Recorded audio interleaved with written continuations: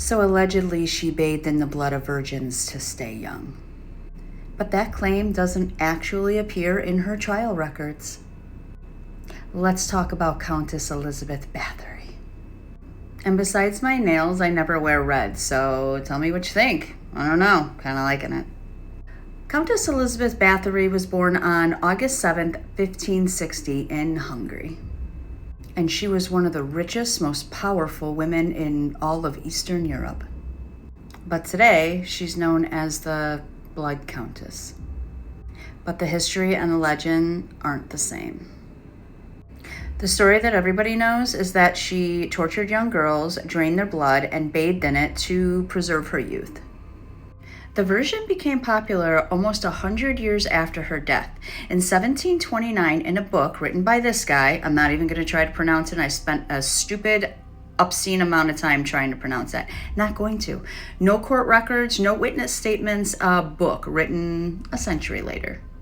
So the famous bloodbath story, myth, not proven. But now, let's get uncomfortable. In 1610, King Matthias II ordered an investigation. Why? Because peasant girls were disappearing around the Báthory castle. Investigators took over 300 witness statements. Most witnesses were servants, villagers, and local nobles.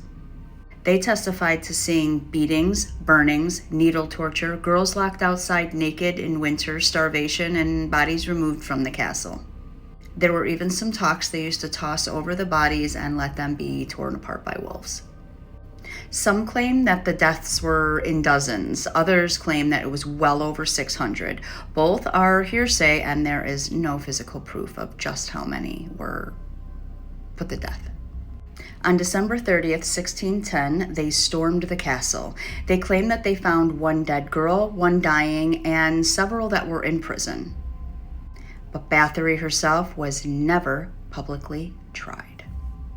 Why? She was too powerful. She was a noblewoman and she was related to royalty. So instead of an execution, she was sealed inside of her castle. No, sealed, like bricked in, one small slit for food. I think she got off fucking easy, but whatever. And she died on August 21st, 1614. But what about her servants? 4 servants were tried, 3 were executed, and 1 was imprisoned. Their confession under direct torture. So historians still argue, were they telling the truth or were they simply saying things to stop the pain? But here's the twist. Some scholars believe that she was guilty of extreme abuse. But some claim that she was framed by political rivals. She was targeted so the crown can seize her land, or punished for being a powerful widow. Sound familiar? Although I believe it. No trial transcript from Báthory herself exists. No confession, no physical evidence tying her to any mass murder. Just testimonies. Now the bathing claim. No official court document claims that she ever bathed in blood. The detail comes much later in folklore. It is possible that she abused servants, but the vampire imagery, that came way after.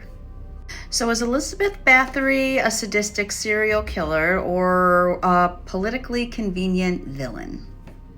We'll probably never know, but the bloodbath legend, that part, history didn't write. People did. Although the bathing in blood part is kind of sexy. Not how the blood got there, no, but just itself. Do you have any bath bombs that are red? Like, comment, and follow if you like these stories and you want to hear more.